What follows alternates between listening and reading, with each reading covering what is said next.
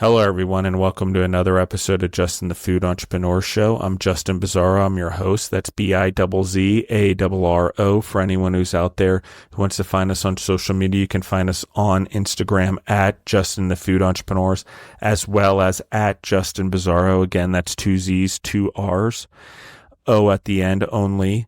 I am Italian. My name ends in a vowel for sure. Also, for anyone who's been asking, yes, events and summits, we are doing them for entrepreneurs in the food and beverage space, farming, hospitality, those areas, nutrition. So I know we've been planning it for a while. We are still doing those things for you guys. We ran a successful test in New York and Nashville last year. Both those events went very well by measurement standpoints, even small by numbers, but good and success in the things that have come after for us to continue to move forward. That is under at Gorilla Brave, like gorilla, the animal, and Brave as in like Brave, the Disney movie, all one word. You can find that there as that starts to populate in this episode's release. With that being said, I have Dave and Grace with us today. How are you guys doing? Good. How are you? I'm good. Thank you, guys. Very good. Okay, we have a dynamic duo here. Both have, you have two food trucks, one each bearing each of your names, Dave's Old Fashioned and Grace's Lumpia. Tell me about your guys' past.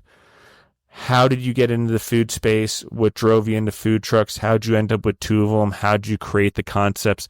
The microphone's yours, guys. I'll intervene as I have questions, but take as long as you want. This episode is yours. So please dive in deep. Sure, absolutely. So we came from California in 2021 out here to Cookeville, Tennessee. And the way that we funded our trip is that she started selling lumpia just out of the house to people that we knew. And pretty soon, the word spread, and pretty soon she was pretty dang busy. And I mean, it literally funded our whole trip out here. So when we got out here, she was really passionate about wanting to start her own food truck because that gave her the confidence to do that. And it gave me the confidence to do it as well because of the response that she had to the lumpia. So we started out with that. And we did pretty good. Obviously, on the entrepreneurial journey, there's a lot of pitfalls and challenges, but we got through that. And then I remember going out to this county that was, kind of a more of a rural place. And I remember this individual looking at our menu. It was kind of a confused look because it's Filipino food and it was kind of a more of an isolated type of area. And then they put the menu down and walked right over to the fried chicken place. So, when we came out with the next trailer, I said, hey, listen, we got to add a burger to the trailer. And I was like, but we're not going to do it like most, Asian restaurants, Mexican restaurants that just kind of have a, basic burger on there to, satisfy somebody that doesn't necessarily want to try, Asian or Mexican food. I want to really focus and make it great and really do a good job and, do some trial and error here. So we did that.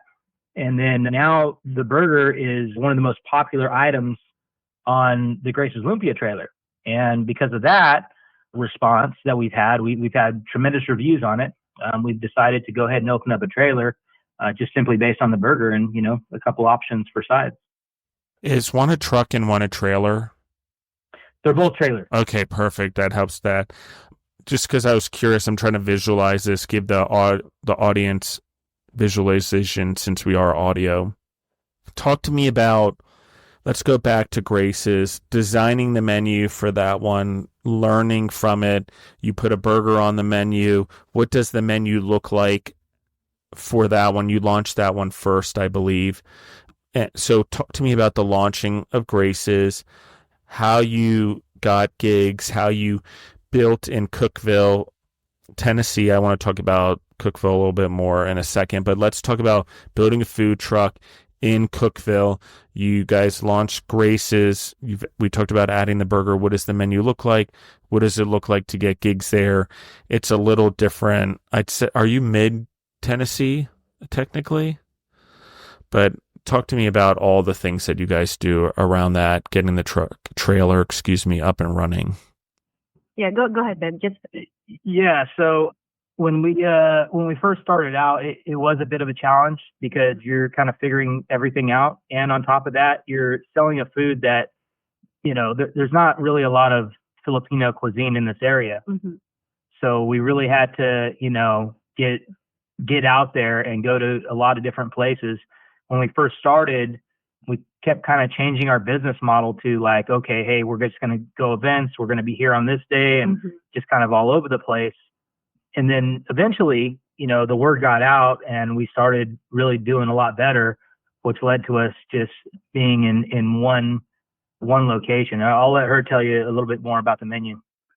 Yeah, with the menu, we had trouble, with the lumpia because a lot of people, they're like, what is it? Like, they think it was spicy and, so we had to like really like give samples and also getting out the greatest lumpia. There is like a local page. We one time we post over there about what does people think about, us opening a food truck. And then we had like 300 shares and we have like 300 comments. People are excited. So that kind of like, like got us excited too. And we're like, okay, well, there is, there is customer base in the area. So we just had to like, get it out there and start working. Did you have to tweak the menu at all as you were educating everyone? Like you said, getting Filipino food into the forefront. I love this because I love introducing new cuisines to culture. I love education and the experience it gives, and hopefully entices people to go visit these places, Philippines, for example. But so talk to me about what it was. Was there feedback? I mean, you talked about adding the burger one to this one. So you guys obviously are in tune with your customers. So talk to me a little bit about the feedback that came back, how you addressed it. How do you educate individuals? I mean, we talked about spiciness, but it is a different food. So let's talk about exactly what a Lumpia is and sort of how you bring Filipino food to market and how you've handled customers with these questions. Does that make sense? Yeah, absolutely. So, one thing that we made sure that we did is we did the, 4 major meats, which are, beef, chicken, pork, and then a seafood. And one of the biggest things that I think that was important that we did is, we're regularly on social media. We're regularly sharing what others are saying about us on social media, because it's important for them to not just hear it from us, because obviously we have a vested interest in saying, hey, this is good. But when they hear it from, one of their neighbors or someone that they work with, that lends a lot more credibility. So the more people that came out and shared their experiences online, we shared those as well. And I think that helped out a lot. And, I'm regularly jumping on, Facebook Live to talk about what our menu is, answering questions, and really just engaging in the comment section. That was a big one. I think when you engage in the comment section, people really feel heard and feel like their voice matters, which it does, because those are our customers. And then, we'll address it.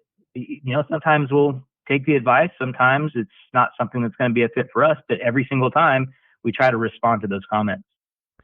I mean, I love the menu. You do a lot of catering. It looks like I see the stuff on Instagram. Like you've created it. I love the blue color, by the way.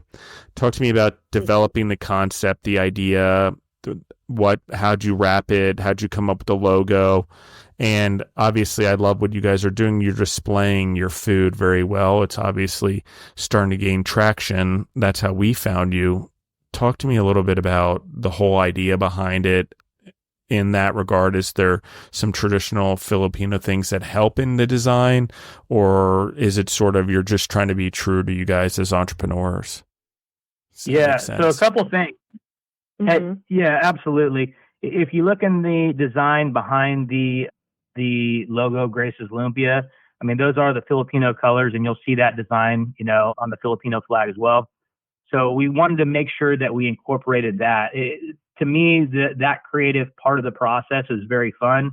And we looked at a lot of different other logos and kind of thought about things that we did like, thought about things that we didn't like, and ended up with that. that was essentially how we came up with the logo. Okay, let's expand this into the burgers. Like you said that the burger's doing so well that you open your own food truck. How do you determine that it's worthy of its own concept? And we're going to talk about this a little bit from a business standpoint, from an education standpoint, but how did you guys decide that the demand was high enough to give it its own home? It's very Shake Shack-ish in many ways. Very simple. That's the reviews. I mean, we received a tremendous amount of positive feedback, and I'm not sitting here trying to, brag on my own stuff, but if you look at the comments under Google or Facebook and just the people that we talk to, a lot of people will come up and say, man, you got the best burger in Cookeville, and I'm very proud of it because we spent a lot of time making sure it was just so and making sure everything was just how we wanted it. So if it wasn't for that, I would have never opened the second food trailer. You have to have people to sell to if you're going to open up a business. Mm-hmm. That's the number one thing that an entrepreneur needs to understand is if you don't have people to sell to, you don't have a business. So once I knew that I had people to sell to, and on top of that, everyone knows what a burger is. I mean, it was a little tougher in the beginning with Grace's Lumpia because not a lot of people knew what Filipino cuisine was all about, but everyone knows what a burger is. So those two things combined are what really gave us the confidence to say, you know what, we need to take this. And here's another thing. This business model is significantly more scalable. It's much more simple. We don't, put guacamole and bacon and pineapple on our burgers, nothing like that. It's very simple, but it's very good. And that allows us to be consistent. It allows us to be fast. And those are two things that people really value when they come and see you. They don't want to wait forever. And they want to know when they go there, I don't have to make a ton of decisions. I just get consistently the same exact thing. We're going to dial it in exactly how much to cook it on each side, exactly how long to drop the fries. I mean, everything is, hyper process oriented, and which makes that business model significantly more scalable. Mm-hmm. And also with the Grace's Lumpia trailer, it is parked permanently. So we are missing a lot of business by, so the second food trailer is much more like mobile and go to, corporate, events and stuff like that. So is in the burger trailer, is there you only offer the burger, or is there options? Because you mentioned that you keep it simple. So help me visualize the simplicity here. Sure. The burger itself doesn't change. Obviously, you can order it with or without onions, lettuce, tomatoes, that sort of thing. But for the most part, the burger doesn't change. There's a single patty, a double patty, and, you can modify it how you want from there. But basically, we just put lettuce, onion, tomato, cheese, our own special burger sauce, and on brioche bun. Now, the thing that kind of separates us in terms of other places are, number one, we offer two different kinds of fries. We got the traditional shoestring that are, very similar in size and taste as the McDonald's fries. And then we have something called Sidewinder fries that are beer battered. And they're pretty kind of a unique shape. You don't see them at most places. And then some really good onion rings. But here's the kicker on this. We have one fryer that is the traditional cooking oil, but we have another fryer we're going to be filling up with beef tallow and cooking either one of the fries or the onion rings in beef tallow as an option for our customers, which McDonald's used to do prior to 1990. Now that information is coming out more and more about seed oils, a lot of more people are saying, hey, I want another option. So we're giving them that other option, and, we'll see how people respond to it, but it is an option on our trailer. I think it's better, but that's just me. But anyway, go ahead. I'm sorry, Grace. Yeah, I think you said it. Yeah. Yeah, that's pretty much it. Okay. I want to let's talk about that a little bit, because you're very focused on the customer experience, listening to your customers, the reviews, adding, subtracting menu items according to that. So how did that come about? Have both of you always been very in tune with customer service? How do you receive the reviews? How do you receive the feedback? Do you use social media? Do you use Yelp? Talk to me about sort of the avenues you filter through, one, and then two, how did you come up with building these relationships in the first place? Because you guys are very in tune with building those relationships. If you're so in tune that you have a burger trailer and now, and it's doing well because that's what people want. And you listen. So talk to me about that. How did that system work? Because not everyone is able to sort of build a system informally, even to hear that reviews, to have those relationships with their customers. How do you guys do that? I'm going to answer it. Facebook is the one that I find like a lot of people actually like when I look at my performance on social media. I compare Facebook, Instagram, TikTok, because we have those three. And Facebook is the one that like, most people like go on and comment in there and, reviews.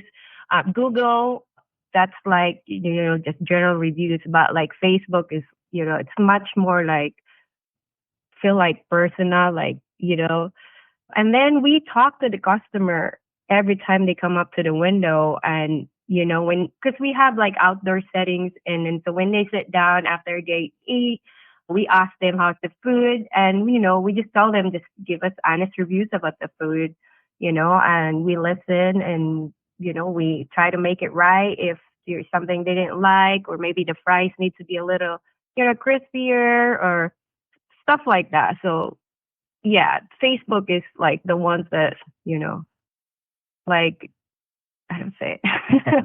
Sorry. Yeah, we're a very customer-driven operation. Mm-hmm. I've personally been in commission sales since 2005 prior to this and also owned an insurance agency for 5 years as well. So, and some of the lessons that I've learned on those journeys is, if you keep people happy, they tend to not only come back, but they tend to tell their friends.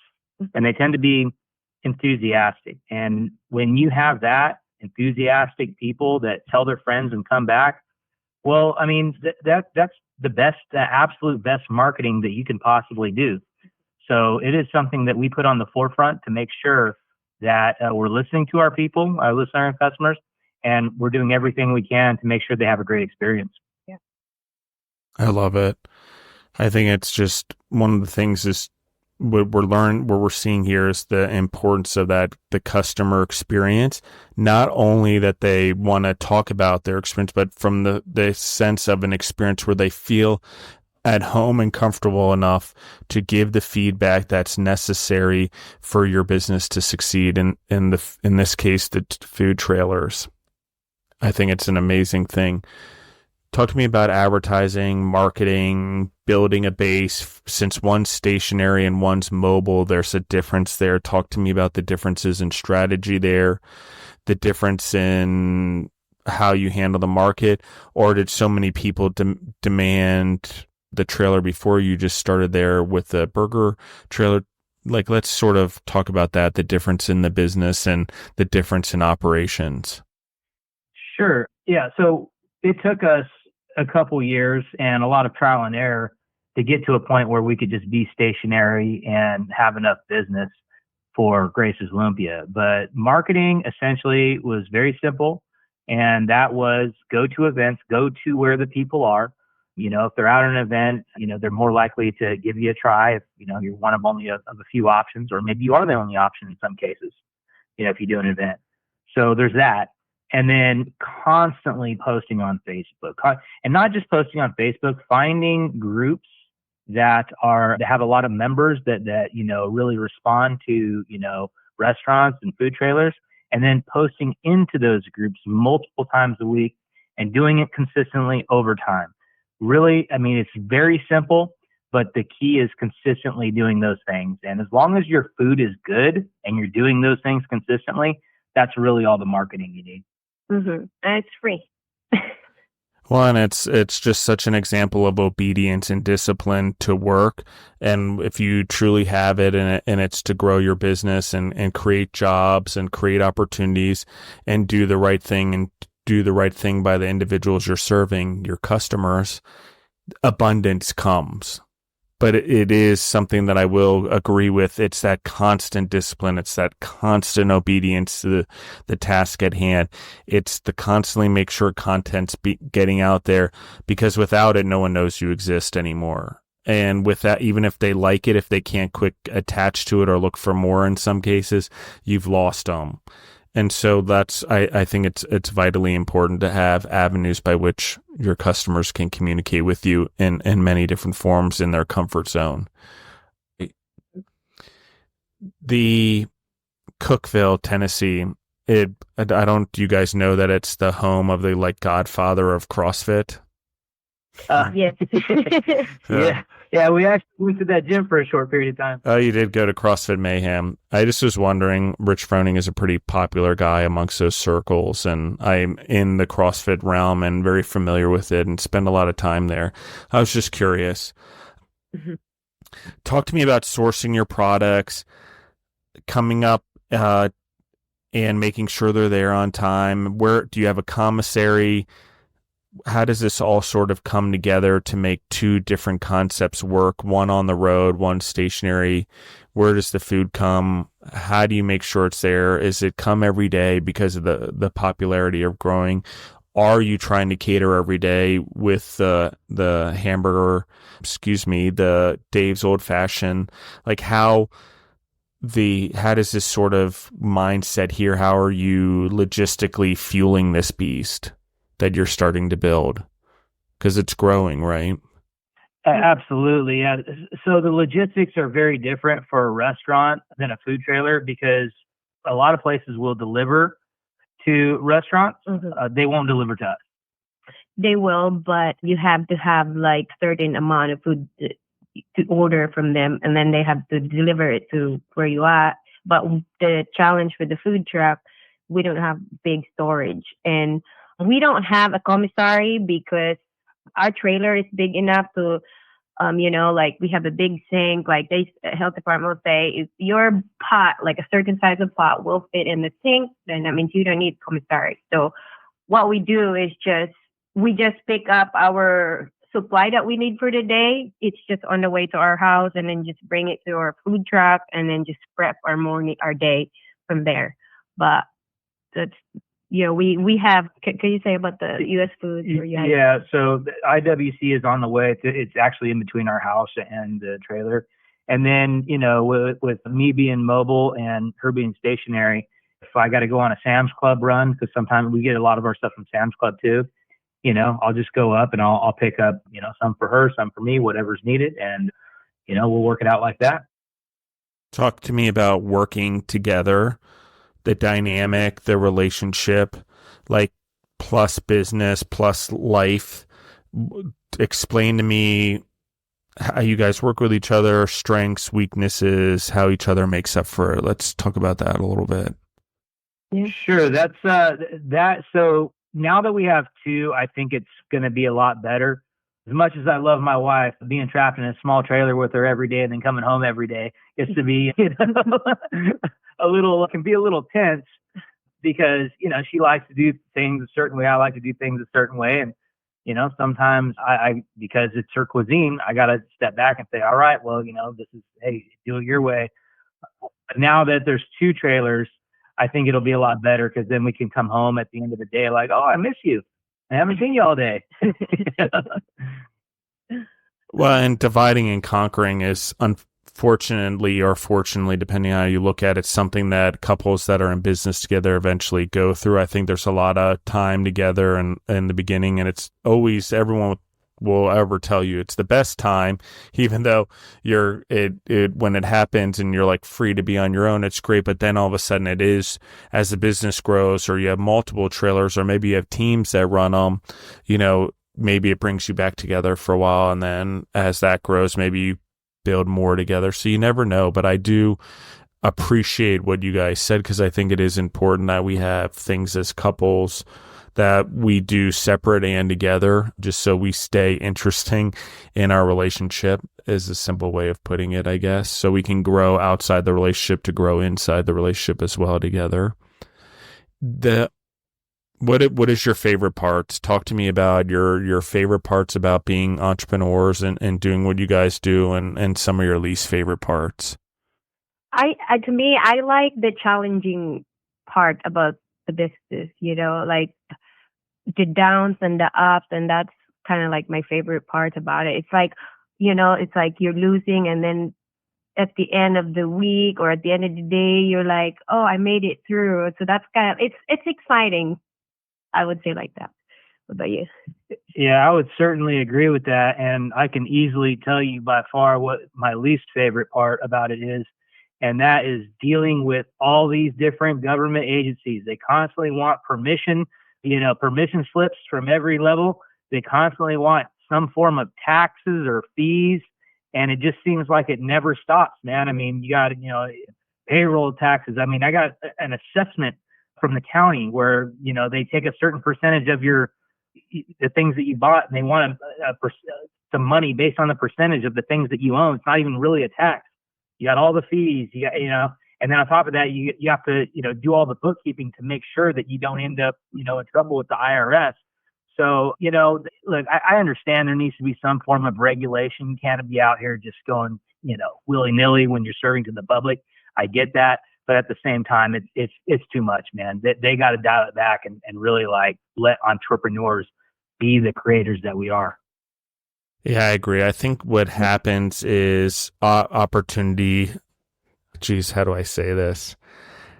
The way it starts is there's success in businesses, and then the capitalization of it because people see an ability to make money or raise taxes or collect from this business industry or business person doing well.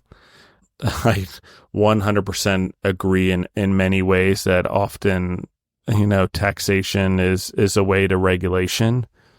It's a spinning cycle that only increases.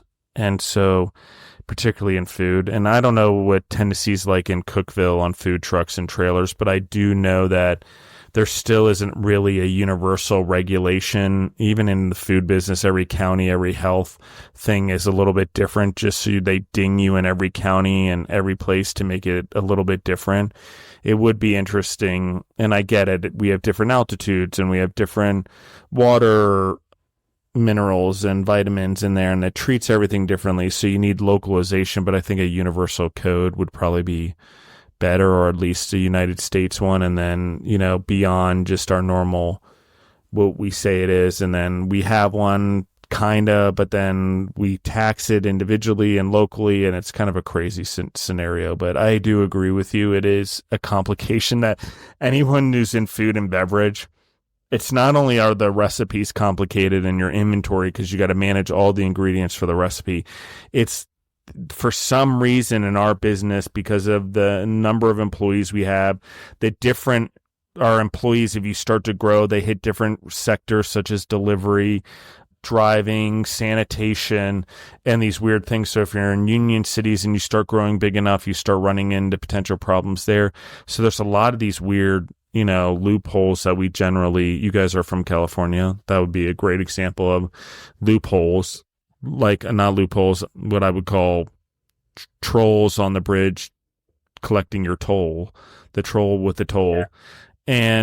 But it can be hindering, and it is harder to do businesses in states that do expand those things. Tennessee's definitely easier to do business with than New York and California. I think that's why a lot of entrepreneurs have gone there, and Florida, the same idea.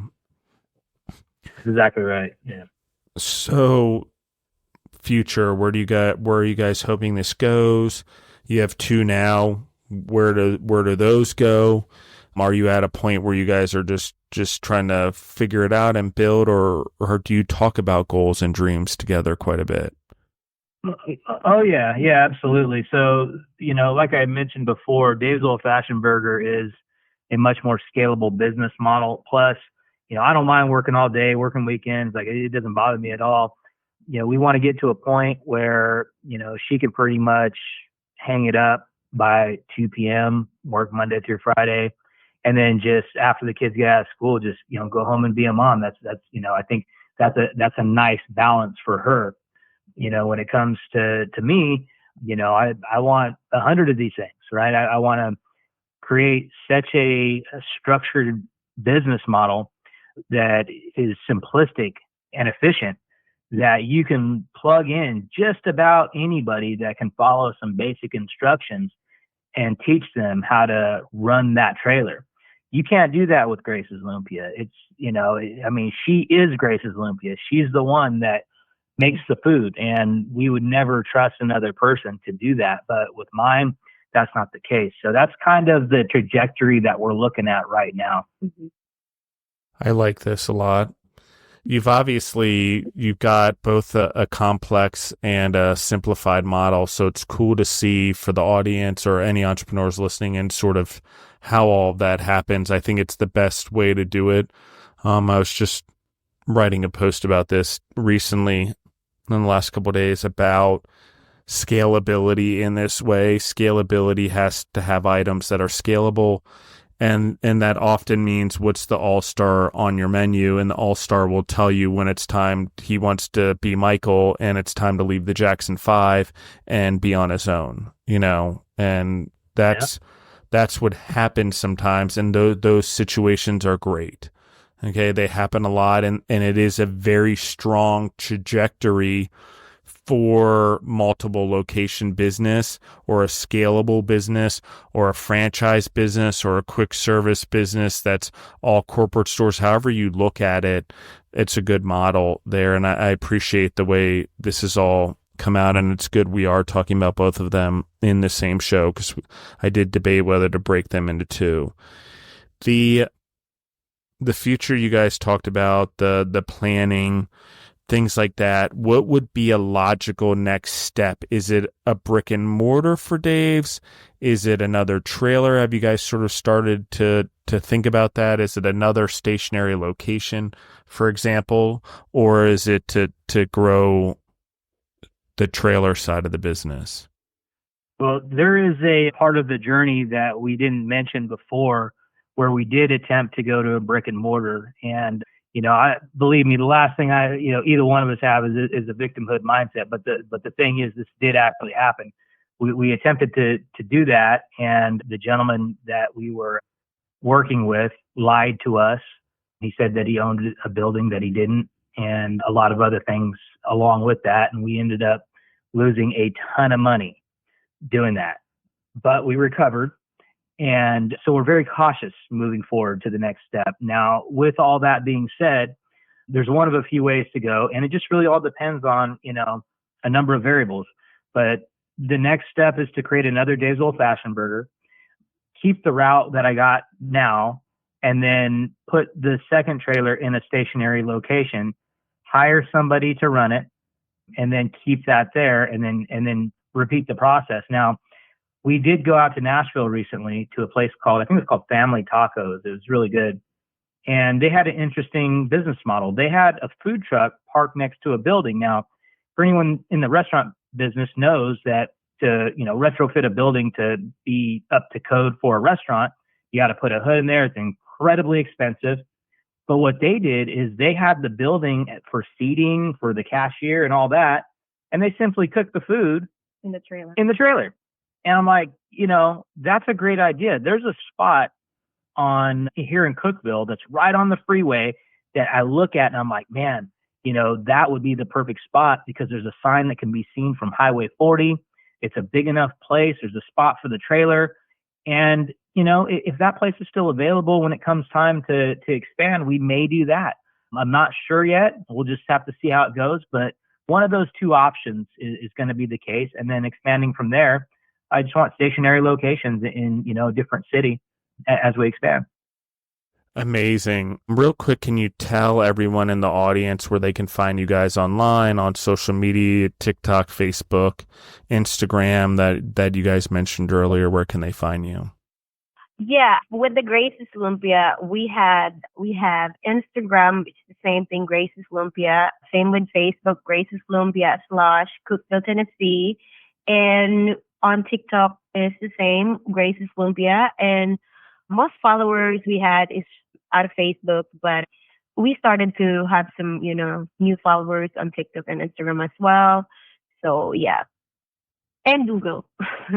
Yeah, Google. Google with Grace's Lumpia, we have an address on there, a stationary address. That's where people go get direction and stuff. But with the Dave's Old Fashioned Burger, that's a little different because we posted. Well, say about that. Yeah, so we don't have a Google established for Dave's Old Fashioned Burger because I don't have a set location. Yeah. But I do have Facebook, Instagram, and TikTok. If you look at Instagram and TikTok, there's only one post on there so far because we're just getting that second trailer going. But as we continue to expand it this year, I'll be posting on all platforms, regularly, every week, multiple times. Very cool. Do you guys have anything you want to share? Inspirations that have gotten you here? What keeps you going every day? Mentors, people you look up to? The floor is yours. I want to give you guys time to talk about that part of it as well. The things that are important to you. Why do this? Why keep going? That type of thing. And who are sort of the individuals you look up to in the world to make sure you keep going, because they've obviously instilled that in you. Sure. For me, the number one inspiration is, not just taking care of my family financially and being able to pay the bills and put food on the table, but, we have 3 boys, and I take it as my personal responsibility to not just tell them that they can do anything, but show them. And going through a difficult path is where all the growth happens, and they need to see their parents doing it. Yeah, especially being boys, they need to see their dad doing it. If you want to, create young men that are capable of doing anything, and that's one of my main goals. On top of that, it's just kind of lived inside of me. I mean, I left a very good job to open up my Allstate insurance agency, when I made that transition. And, it was a tough decision because I was comfortable. But it was many times where I got so nervous and just almost had a, nervous breakdown at times because I thought I was going to fail. I mean, there was one point where, I started with less than $100,000 opening up that business. I had 0 customers and a monthly nut between $10,000 and $20,000 a month. And, there was multiple times where I thought I wasn't going to make it, but, hanging in there and existing in those difficult moments that are extreme pressure has formed me into a new human being. And that to me is worth more than any amount of money. I would have never experienced that if I would have stayed at my job and just kind of existed in my comfort zone. I love it. Thank you guys for coming on the show. I appreciate it. Grace, did you want to add on anything as well to what Dave said there and what inspires you? It's the same. We share the same passion, inspiration, our kids. Also, with the opportunity, I am able to, help my family that's, in the Philippines, and I'm able to, share the blessing that we had, just kind of have like that inspiration. Well, you have like you can go anywhere, and with, the goal is to have financial freedom and time freedom, actually. Owning your own business, you can, on summer break with your children, if they're off school, you could, at least take a day off, close the food truck for 2 days, and, tell our customer that we're taking on vacation with our kids for summer break. And it's kind of like what I love about being in the food truck business too. I love it. Okay, this will be I think I said final question, but maybe this one is if I didn't say it. If it is, this one is. If you had to do it all over again, well, and we mentioned the restaurant, that the failed relationship, I'll call it, but an opportunity for you guys to pivot and maybe do things differently with a trailer and a roof. Other than that one, are there other things that you could share with the audience that you wish or think back that you might have done differently that could help them maybe on their path? Sure, absolutely. So, the number one thing that I would say to any entrepreneur is to live as poor as possible and constantly reinvest any of your profits back into your business and build your capital, because you never know what's going to come. I mean, like I had mentioned earlier, you got all these different government agencies that have their hands out.